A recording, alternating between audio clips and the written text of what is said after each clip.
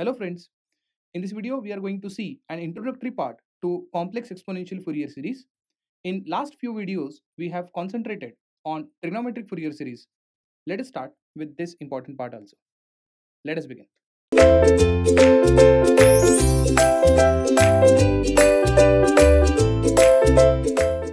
So let's start with a complex exponential Fourier series. Irrespective the type of Fourier series you are going to deal with, you know that the given signal f of t or x of t has to be periodic in nature. So a very first rule that irrespective what type of Fourier series you are learning, the basic rule is signal should be periodic in nature. So we believe that given signal x of t is periodic in nature. In trigonometric Fourier series, we have expressed x of t equal to a naught plus summation n equal to 1 to infinity an cos of n omega naught t plus bn sin n omega naught t. So this kind of Fourier series we have seen. We used to call that Fourier series as a trigonometric Fourier series where a naught, an, bn are called as a trigonometric Fourier series coefficients. So to begin with this type, that is complex exponential Fourier series, I'll give you a rough idea how we are going to express our x of t in complex exponential Fourier series. So rather than expressing x of t in above form, I'm going to express my x of t in terms of e to the power j omega naught t, comma e to the power j twice of omega naught t and e to the power j 3 omega naught t and so on. So I guess now you got an idea. Now we are going to express our x of t in this form. So in this form, we are going to express our x of t, and this kind of form is generally known as a complex exponential Fourier series. The reason why it is called as complex exponential because there is a presence of j now in a power of t.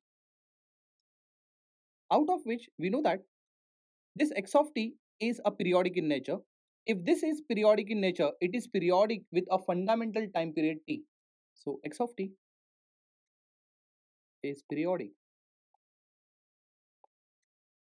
with fundamental time period t.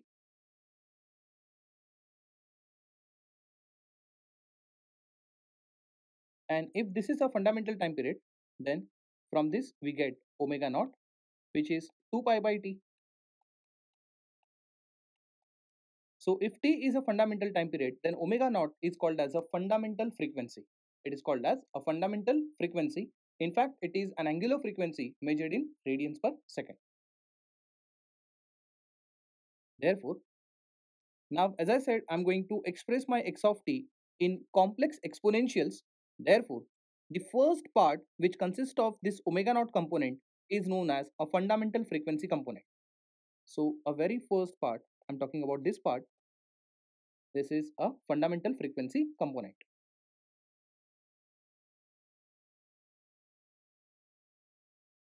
Whereas rest of the terms, that is e to the power j 2 omega naught t, e to the power j 3 omega naught t and so on, we may go up to e to the power j n omega naught t and so on. So rest of these terms are known as harmonics. So we know that harmonics are nothing but integer multiple of the fundamental frequency.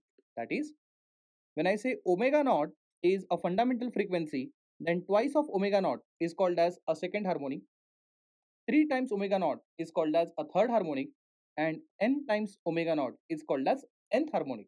Therefore, this set of e to the power j2 omega naught t, e to the power j3 omega naught t, and so on up to e to the power j n times omega naught t, all of them in a set, I can say they are harmonics of given x of t. But then a very first component, it is known as a fundamental frequency component. So we are now going to express our x of t in this kind of form, and this is somehow exponential Fourier series really look like. But then what is the actual formula or what is the actual format to express your x of t in terms of its exponential Fourier series? We'll see now. So I'll write a standard format.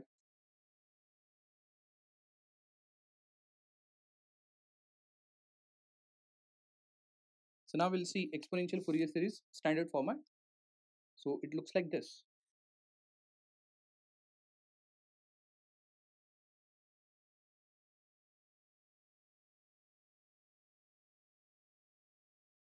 So this is the standard format of exponential Fourier series format, where this Ck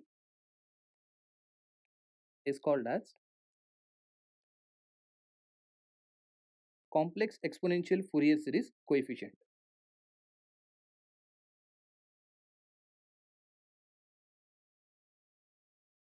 So as I said, Ck is a complex exponential Fourier series coefficient. Like in trigonometric Fourier series, we used to call A naught, An, Bn. They were trigonometric Fourier series coefficients, and Ck is a complex exponential Fourier series coefficient, right? So the advantage, a very first advantage that I can see from this kind of Fourier series is that here I have to only calculate Ck. Here you have to calculate only Ck, whereas in trigonometric Fourier series you have to calculate An and Bn separately. Am I right? So the advantage of exponential Fourier series format is that you have to do a lesser calculations, and again there are many more advantages to come. So by the time we discuss this in detail, those advantages will get revealed. So there is a formula to calculate Ck. Like we have predefined formulas for An and Bn, we have a predefined formula to calculate Ck, that is exponential Fourier series coefficient. And it is like this. Ck is nothing but 1 by t. You know that t is a fundamental time period. Then you have to integrate the given signal over a time period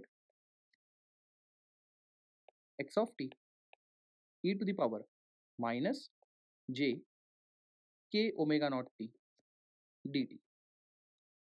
So this is the formula to calculate a complex exponential Fourier series coefficient.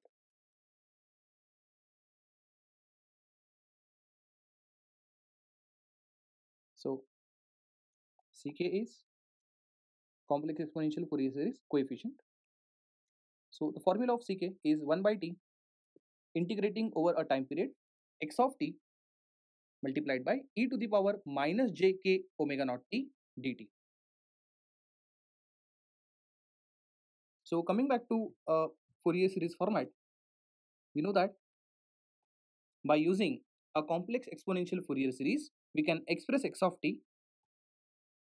equal to summation k is changed from minus infinity to plus infinity Ck e to the power j k omega naught t. Is that right? So if you notice something, that k is changed from minus infinity to plus infinity. Therefore, after expanding, so I'll get x of t like this. So when I say k is varied from minus infinity to plus infinity, we will have negative values of k also and positive values of k also, and also k equal to 0 gets covered. So in a way it will look like this. Let's say I'm substituting k equal to 0. So when I say k equal to 0 in this summation, I'll get c naught component. Then since k value equal to 0, it will become e to the power 0, and we know that e to the power 0 is 1. So we need not to write an exponential part over there. Let us substitute positive values of k. Then I'll get c1. Then I'll get e to the power j omega naught t as k equal to 1. Then k equal to 2, I'll get c2 e to the power j 2 omega naught t, and so on. So this will keep on increasing and this will go up to infinity. Whereas we have a provision to substitute k values as negative values. So when I say k equal to minus 1, a term comes as c minus 1 e to the power minus j omega naught t plus c minus 2 e to the power minus j twice of omega naught t, and so on. So we have some term before this also, and then some terms after this also. When I say it is ck, then ck is generally a complex number. We know that generally ck is what? Your complex exponential Fourier series coefficients. Like we used to deal with an, bn, now we are going to deal with ck. Okay, it is also a Fourier series coefficient. Only thing is, a pattern of Fourier series is now changed. It is a complex exponential Fourier series. So ck is complex exponential Fourier series coefficient.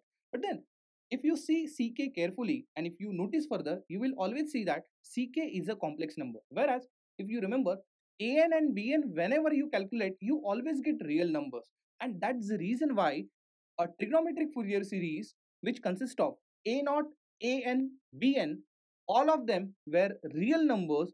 Therefore, that type of Fourier series, that is a trigonometric Fourier series, is called as a real Fourier series. I repeat, it is called as a real Fourier series.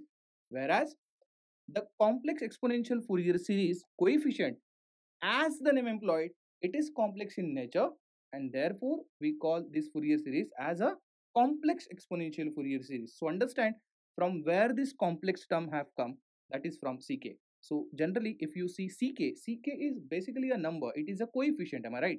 So it is complex in nature. So let me write it in a simple word. ck is just a complex number.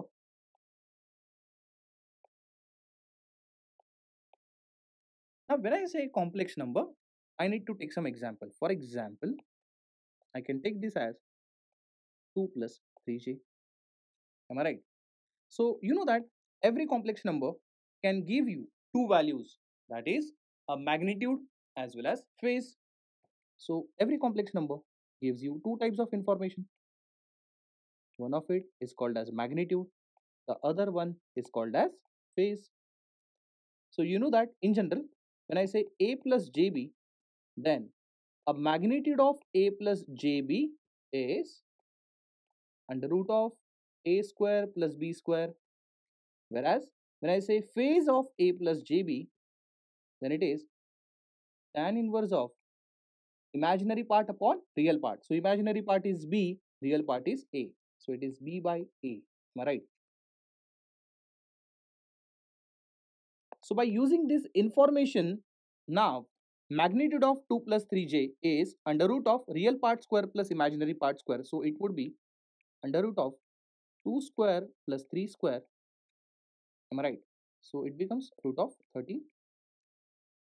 So this has become a magnitude. Whereas if you want to get phase, it will be tan inverse of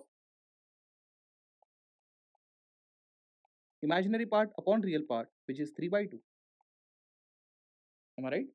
So when you calculate this, tan inverse of 3 by 2, you'll get 56.3. So it is 56.3 degree. So what I really mean to say, when you have only one complex number, it is giving you two different things, that is its magnitude as well as phase. So from ck, it is possible to get its magnitude as well as phase. So what is the significance of magnitude and what is the significance of phase and how it is useful for us? So this is what now we are going to see. So what we have seen on the previous slide, that ck is a complex number, and when I say it is a complex number, we got two information out of it, that is magnitude of ck and angle of ck. So with the help of magnitude of ck, I'll get magnitude plot. So I'll get a magnitude plot information, and from this I'll get a phase plot. So for example, if I want to see a magnitude plot, how it will look like.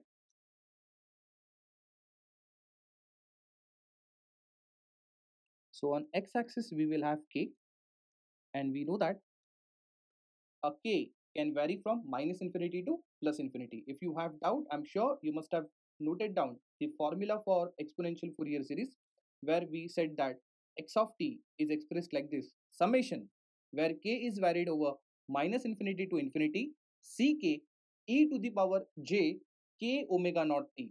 So there, as you have seen in summation, k can be changed from minus infinity to plus infinity. So we know that in fact k can be 0. So k equal to 0, then k is varied for 1, then k can be 2, k can be 3, and so on. Am I right? Whereas k can have negative numbers also, that is k equal to minus 1, k equal to minus 2, k equal to minus 3, and so on. Am I right? So this is the magnitude plot. Therefore, on y-axis we will have magnitude ck. Am I right? So I'll tell you what is meant by k equal to 0, k equal to 1, and so on. Listen to me very carefully. See, whenever I say k equal to 0, please understand that this is called as a DC component. So this is called as a DC component. So what is meant by DC component?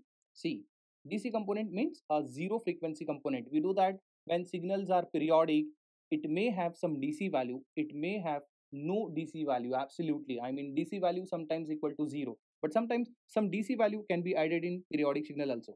So just to see whether there is any DC component present or not, if it is present, what is the magnitude of DC component? So it is useful to you. So please remember, whenever you substitute k equal to 0, whatever magnitude that you got, see, we don't know what is a magnitude, but here I'm just drawing it roughly. Then this magnitude is nothing but a DC magnitude present in that x of t signal, right? Then let's say we have some magnitude at k equal to 1 over here. So I'll tell you what is meant by that. Please remember, when they say k equal to 1, it means here it is nothing but omega naught component. So when I say omega naught is called as a fundamental frequency component. So here I'll get fundamental frequency component. When I say 2, it is not just 2, it is twice of omega naught. It means a magnitude over here, it is going to show me what is the frequency component at twice of omega naught. That is nothing but a second harmonic. When I say k equal to 3, here also I'll get some component. So this is nothing but indicating 3 omega naught frequency, that is third harmonic. So basically the aim of Fourier series is just to decompose your x of t signal into different frequency components, that is expressing your x of t, and to tell what is the frequency component at 0, that is 0 frequency component means DC component, what is the fundamental frequency component, what is the component present at twice of omega naught, thrice of omega naught, and so on. So this is just the aim of every Fourier series. Am I right? So this is just a magnitude plot I'm talking about. So this is a mod of ck plot, where on y-axis we have mod of ck indicating magnitude, on x-axis we have k. So when I say at k equal to 1, you will get a frequency component of omega naught. At k equal to 2, you will get frequency component at twice of omega naught, that is second harmonic. At k equal to 3, you will get frequency component or magnitude at 3 omega naught. Similarly, when I say minus 1, you will get frequency component for minus omega naught. Minus 2 means you will get frequency component at minus 2 omega naught. So when I say k equal to minus 3, similarly, you'll get frequency component present at minus 3 omega naught. So please understand, these set of frequencies are basically negative frequencies. Now this is something scary and quite unknown to us. What is I'm talking about negative frequencies? Because generally we know that frequency has to be positive frequency. That is the normal AC signal that we are using, it is a standard frequency 230 volt 50 hertz signal. Am I right? Have you ever heard a signal having minus 50 hertz frequency? Absolutely no. So we know that in physical world there is no space for having negative frequencies. In fact, frequencies cannot be negative. We are learning it from the days of physics. Am I right?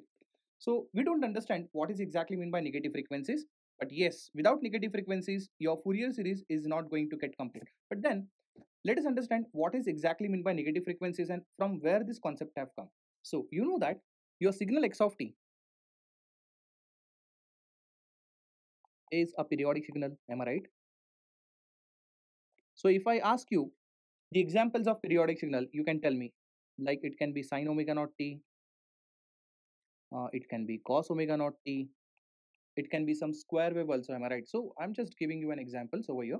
So whatever set of examples that you keep on telling me for periodic signals, all of them are basically real signals. So basically they are what? real signals.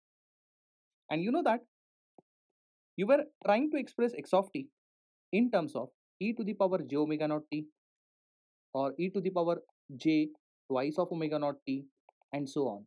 So basically, you are expressing x of t, which is real in nature because it is a real signal, in terms of complex value. So here you are expressing your real signal in terms of complex values. So whenever you try to do so, these negative frequencies come automatically. So it is outcome of the scenario where you express your real signal in terms of complex signals or a complex values. So there automatically you get negative frequencies. So to give you an example, I'll tell you about a Euler's formula.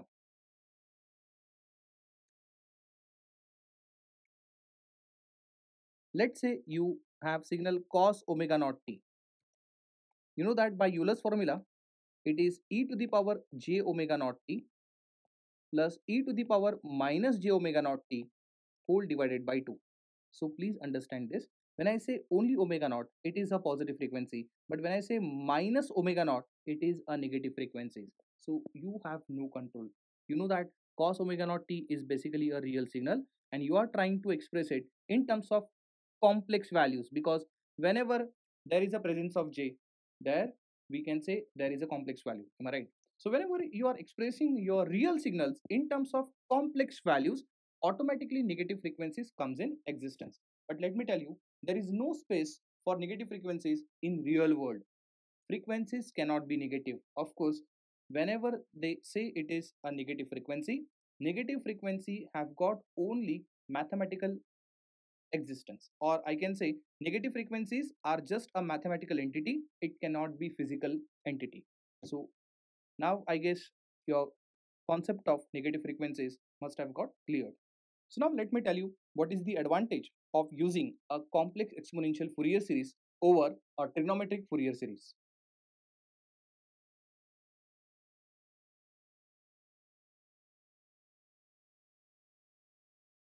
So the most important advantage you will see that this complex exponential Fourier series has inbuilt symmetry.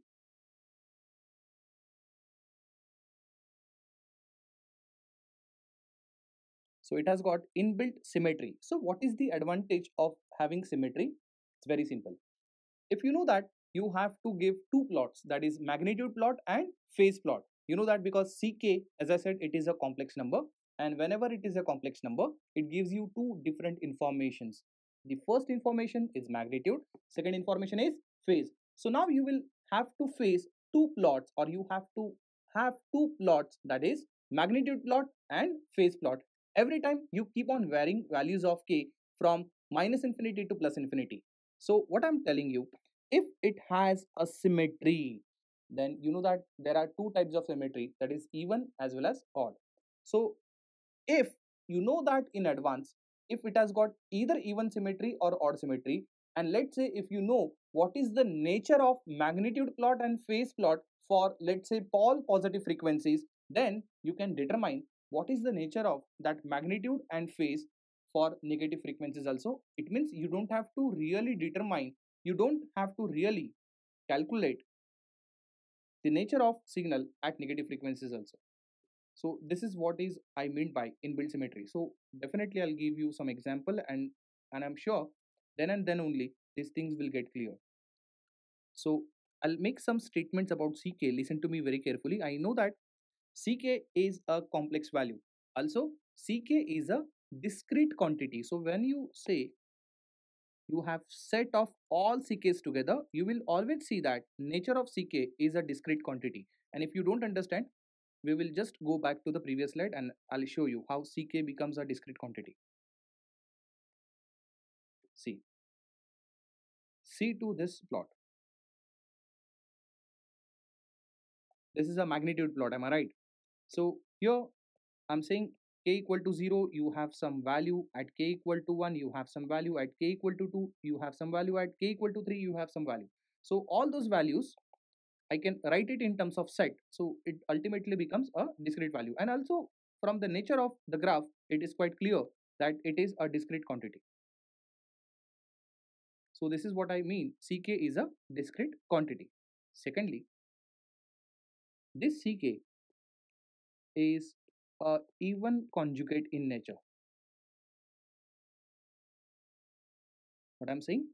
Once again, Ck is a discrete quantity and it is even conjugate in nature if x of t is a real signal. Now let me tell you, from our gate point of view, we are going to discuss x of t only those which are real signals. We don't talk about complex signals. Am I right?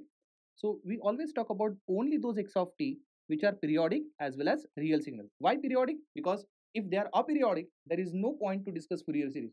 Fourier series are applicable only and only if your x of t is a periodic in nature. So please understand, x of t has to be real signal, but it also has to be a periodic also.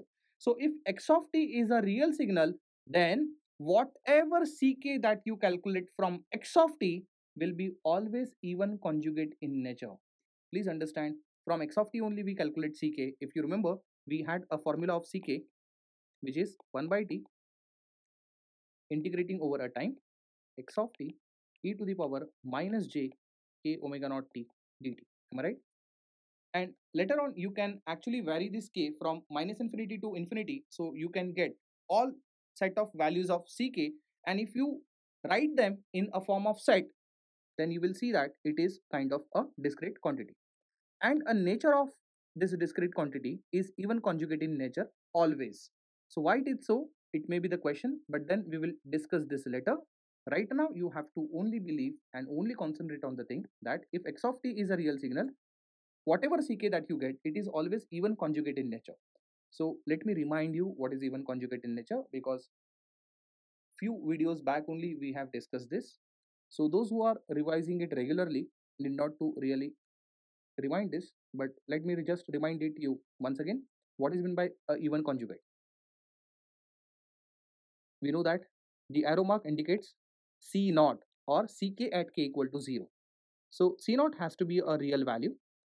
Then let's say we have some x value here, we have some y value here. Let me tell you, x and y are complex in nature. Then at this side we will have x conjugate. Then if you have y, then because of the symmetry you will have y conjugate here. If these things are satisfied, then this is what we call as a even conjugate in nature. So a middle value, that is ck at k equal to 0, you know that this arrow mark indicates ck value at k equal to 0. Later on we have x, y, z, whatever values, all of them are complex values. Remember, x and y are complex values. Then because of the symmetry, that is even conjugate nature, if this is x, this has to be x conjugate. If this is y, this has to be y conjugate. So let me just take one example. Let ck is equal to, so as I said, it is discrete in nature and ck is a complex value, but c naught has to be real value. Let's say this is 5. Let's say we have 2 plus 3j here, so this is nothing but your c1. Let's say we have 4 plus 5j here. Then you know that if you want to satisfy ck as a even conjugate, then we must have 2 minus 3j over here, which is nothing but a complex conjugate of this value, and then complex conjugate of this value we will have over here as 4 minus 5j. Am I right? So I hope you're getting what I'm trying to convey you. So this is even conjugate in nature. Now from this, you know that ck is a complex number. If it is a complex number, you can have magnitude as well as phase information. So from this, I'm trying to get a magnitude of ck. So I'm going to get a magnitude information. Now, what I'll have over here, just see carefully. At k equal to 0, magnitude of 5 is 5 itself. Am I right? Magnitude of 2 plus 3j is nothing but under root of real part square plus imaginary part square, that is 2 square plus 3 square. So it comes out to be root 13. Here if you calculate, you get root 41. Here if you calculate, that is magnitude of 2 minus 3j, comes out to be root 13 only, and root of 4 minus 5j is under root of 4 square plus minus of 5 square. Again it becomes root of 41. So now you have to observe carefully. Surprisingly, the magnitude ck that you got is even in nature. You know that if this is root 13, you'll get root 13 here. If you have root 41 here, you have root 41 over here.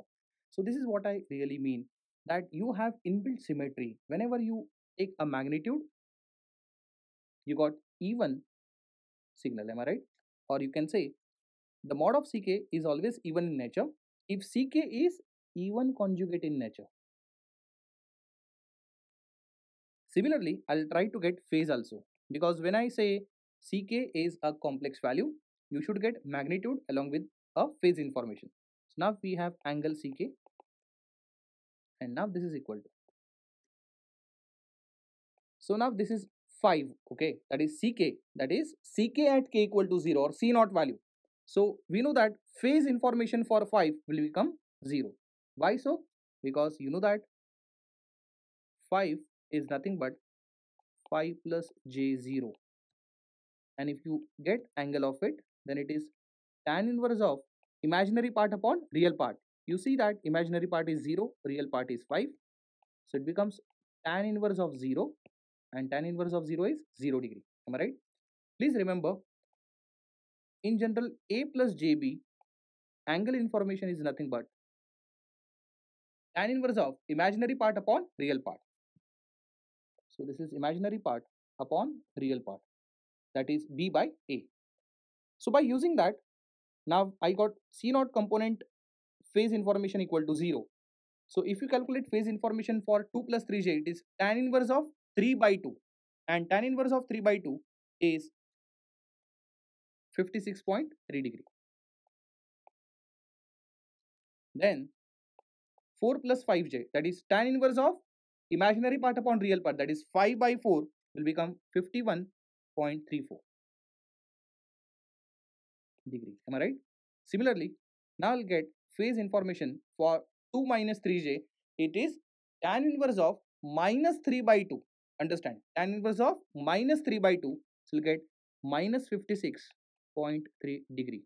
Similarly, for 4 minus 5j, you will get phase information as tan inverse of minus 5 by 4. So it comes out to be minus 51.34 degree. So if you see carefully, this is odd in nature. You know that for odd signal, k equal to 0 information must be 0. Now, if this is 56.3, by odd symmetry, this has to be negative information of this. And again, 51.34, because of the odd symmetry, you'll get minus 51.34. Am I right? So this is what I really mean. See, you know that this is nothing but your ck, that is set of ck, and all of them were complex in nature. We know that in fact ck is a complex number. It gives you two values, magnitude and phase, or let me say this gives you two types of information, magnitude information, phase information. For magnitude information, you know that this is k equal to 0 information, that is nothing but a dc part. This is k equal to 1, you know that this is nothing but information at omega naught frequency, that is fundamental frequency component information. When I say k equal to 2 here, then this is nothing but information for twice of omega naught. Then this is information for negative omega naught, and this is information for minus 2 omega naught. So this is what I really mean. That is, we were discussing about the important advantage of using complex exponential Fourier series. I said that it has got inbuilt symmetry. What is meant by inbuilt symmetry? If you see magnitude information, then you will see that it is always even in nature. What does that mean? When in advance I know that it is even in nature, I'll study what is the nature only for positive frequencies. For negative frequencies, I can easily determine because I know how even signal looks like or how even information looks like. Am I right? Similarly, for phase information also, I'll calculate what is the value at k equal to 0, k equal to 1, k equal to 2. That is only for positive frequencies, that is omega naught and twice of omega naught. And because of the odd symmetry, I know that whatever information present at omega naught, exactly negative information is present at minus omega naught, and whatever information that you get at twice of omega naught, negative information is present at minus 2 omega naught place. Am I right? So because of this symmetry, it becomes quite easy to study complex exponential Fourier series. So let me go back to this. I was telling you advantage of complex exponential Fourier series. I said that it has inbuilt symmetry. But to have this inbuilt symmetry, x of t is a real signal. Do you think that x of t is always a real signal in real world? No. But yes, from gate point of view, yes, x of t will be always real in nature. So let me summarize whatever we have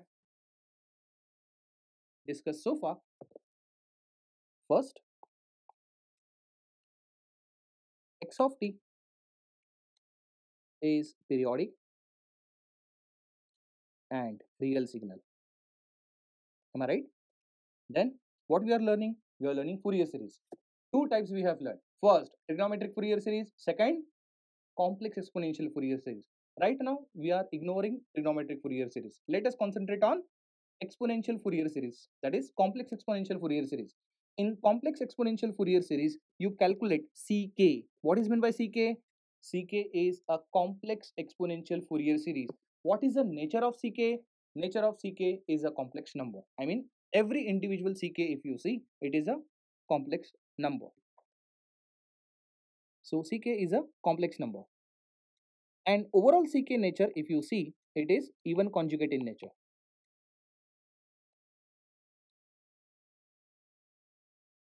From CK, you get two things, that is magnitude and phase. What is the nature of magnitude plot? Magnitude plot is always even in nature. What is the nature of phase plot? It is always odd in nature.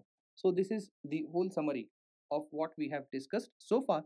In next video lecture, what we will do, we will take some problem and we will try to solve it by using a complex exponential Fourier series. Maybe we will compare it with a trigonometric Fourier series and we will compare both of them. We will try to solve same problem by using two types of Fourier series, and then you have to decide in which Fourier series you are quite comfortable, right?